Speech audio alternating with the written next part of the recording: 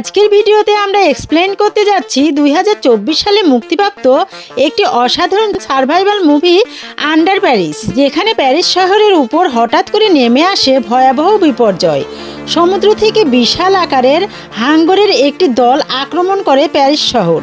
কোনো এক অজানা কারণে এই হাঙ্গরগুলো প্যারিসের নদী এবং নালা দিয়ে শহরের রাস্তায় উঠে আসে এবং শহরের মানুষ আতঙ্কিত হয়ে পড়ে। মানুষজন তাদের অস্তিত্ব রক্ষার জন্য লড়াই শুরু করে, কিন্তু হাঙ্গরগুলো এতই শক্তিশালী এবং দ্রুতগামী যে মুহূর্তের মধ্যে শহর ধ্বংস হয়ে যেতে থাকে। শহরের রাস্তাগুলো পানিতে ডুবে যায়, আর সেই পানিতে হাঙ্গরের রক্তপিপাসু আক্রমণ থেকে বাঁচতে মানুষজন দিশেহারা হয়ে পড়ে। কিন্তু তারা কি শেষ পর্যন্ত বেঁচে থাকতে পেরেছিল? চলুন দেখে আসি।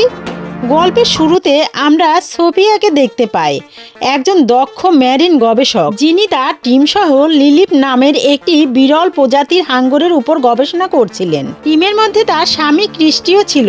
তারা কয়েক মাস ধরে সমুদ্রে রিসার্চ চালাচ্ছিল। হঠাৎ একদিন সিগন্যাল পেয়ে ক্রিস্টি আর তার টিম সমুদ্রে ডুব দেয়। সেখানে তারা একটি অদ্ভুত পরিস্থিতির মুখোমুখি হয়। একটি মৃত বাচ্চা হাঙর, যার শরীরের অর্ধেক ছিল ছিন্ন ভিন্ন।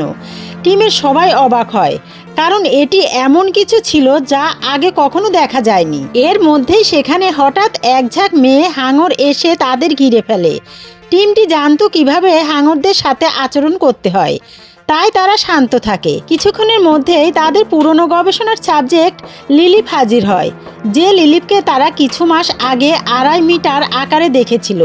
সেটি এখন অস্বাভাবিকভাবে বড় হয়ে 7 মিটারেরও বেশি আকার ধারণ করেছে।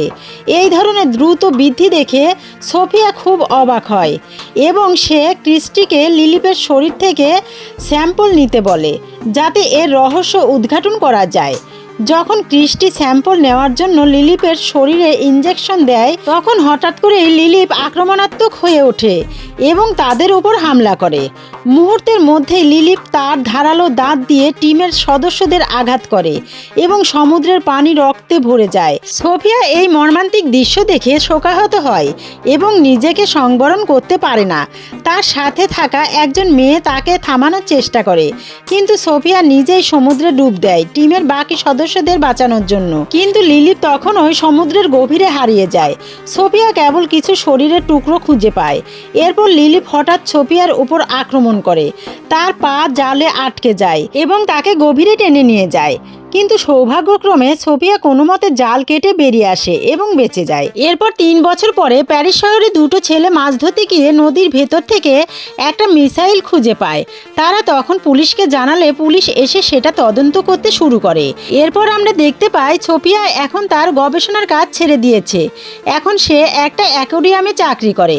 এমন একদিন একদল বাচ্চাদেরকে সে সমুদ্রের প্রাণীদের বিষয়ে বলছিল।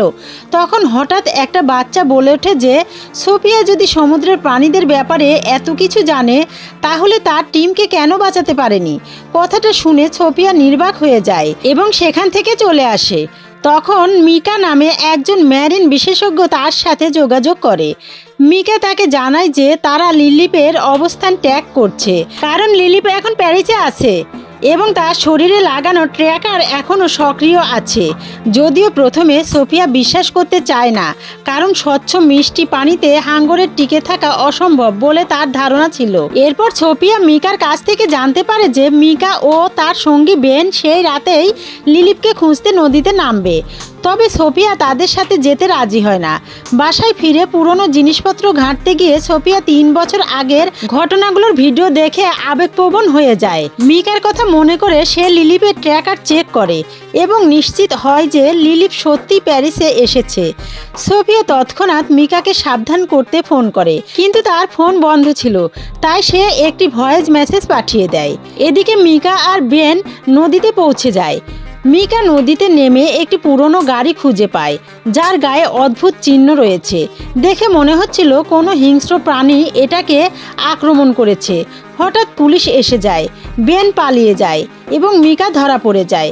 পুলিশ জিজ্ঞাসাবাদ করলে মিকা নদীতে হাঙরের উপস্থিতির কথা বলে, কিন্তু পুলিশ তা বিশ্বাস করে না, কারণ তাদের ধারণা মিষ্টি পানিতে হাঙর বাঁচতে পারে না। পরদিন নদী থেকে পুলিশ একটি গাড়ি উদ্ধার করে, যার ভেতরে অর্ধেক খাওয়া মানুষের লাশ পাওয়া যায়। তখন সোফিয়া এসে পুলিশকে জানায় যে এটা হাঙরের কাজ এবং লিলি প্যারিসে এসেছে। পুলিশ তার কথা সন্দেহের চোখে দেখে, কিন্তু সোফিয়ার দেয়া ট্র্যাকারের তথ্য যাচাই করার সিদ্ধান্ত নেয়। আদিলের নেতৃত্বে একটি দল নদীতে যায় লিলিপকে খুঁজতে। সোফিয়া তাদের সতর্ক করার চেষ্টা করে, কারণ সে জানে লিলিপ খুবই বিপজ্জনক, কিন্তু আদিলরা তার কথা শোনে না। নদীতে পুলিশ লিলিপের উপস্থিতি অনুভব করে, তবে হঠাৎ ট্র্যাকারের সিগন্যাল বন্ধ হয়ে যায়। পরে সোফিয়া বুঝতে পারে মিকা এবং বেন তাদের সিগন্যাল বন্ধ করে দিয়েছে, কারণ তারা লিলিপকে বাঁচানোর চেষ্টা করছিল। এটা জানার পর সোফিয়া মিকার ল্যাবে গিয়ে তাকে বকতে থাকে এবং মিকাকে বোঝানোর চেষ্টা করে যে লিলিপকে বাঁচানোর চেষ্টা করা ভুল, কারণ তার জন্য সে আগেই তার টিমকে হারিয়েছে। তবে মিকা তার কথা মানতে চায় না এবং দোষ সোফিয়ার ওপর চাপায়, বলছে তার বন্ধুদের মৃত্যু সোফিয়ার কারণেই হয়েছে।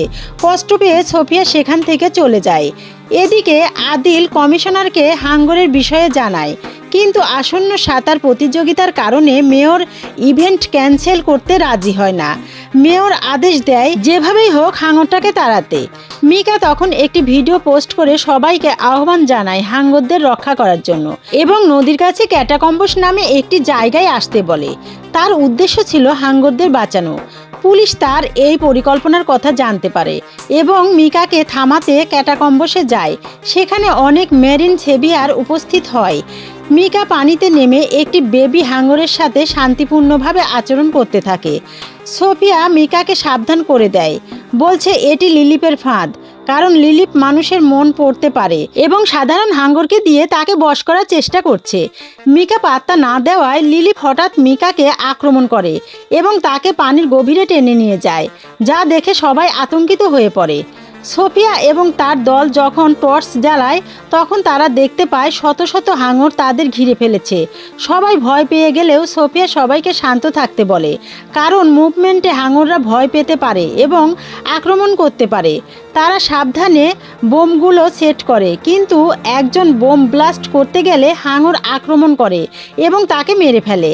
রিমোটটা নিচে পড়ে গেলে সোফিয়া দ্রুত সবাইকে উঠতে বলে, কিন্তু হাঙররা একে একে তাদের আক্রমণ করে এবং শেষ পর্যন্ত সোফিয়া ও আদিল বাদে সবাই মারা যায়। সোফিয়া একটি বোমা ব্লাস্ট করে কিছু হাঙর মারে, আর সে এবং আদিল পানি থেকে উঠে আসে। আদিল আহত অবস্থায় থাকে, তাই সোফিয়া তাকে বোটে রেখে আবার পানির নিচে যায় এবং লিলিপকে দেখে যে তার বাচ্চাদের মৃত্যুর প্রতিশোধ নিতে চায়। একই সময়ে প্রতিযোগিতা শুরু হয় এবং হাঙররা সুইমারদের আক্রমণ করে। নদীর পানি রক্তে লাল হয়ে যায় এবং আতঙ্ক ছড়িয়ে পড়ে। আর্মির লোকেরা হাঙরদের গুলি করতে শুরু করলে পানির নিচের মিসাইলগুলো ব্লাস্ট হয় এবং বিশাল ঢেউ সৃষ্টি হয়, যা পুরো শহরকে তছনছ করে দেয়। মেয়র পালাতে চাইলেও সে নিজেও স্রোতে ভেসে যায়। আদিল এবং সোফিয়া আবার বোটে উঠলেও হাঙর বোটটা উল্টে দেয়। শেষ পর্যন্ত তারা একটা বিল্ডিংয়ের ছাদে আশ্রয় নেয়, যেখানে আদিল অজ্ঞান হয়ে থাকে। পুরো প্যারিস শহর তখন পানিতে ডুবে গেছে এবং চারপাশে হাঙর ঘুরছে। তারা বুঝতে পারে তাদের যাত্রার এখানেই শেষ। এই গল্প থেকে বোঝা যায় মানুষের ভুল সিদ্ধান্ত কত বড় বিপর্যয় আনতে পারে। তো বন্ধুরা, কেমন লাগলো তোমাদের আজকের এই গল্পটি?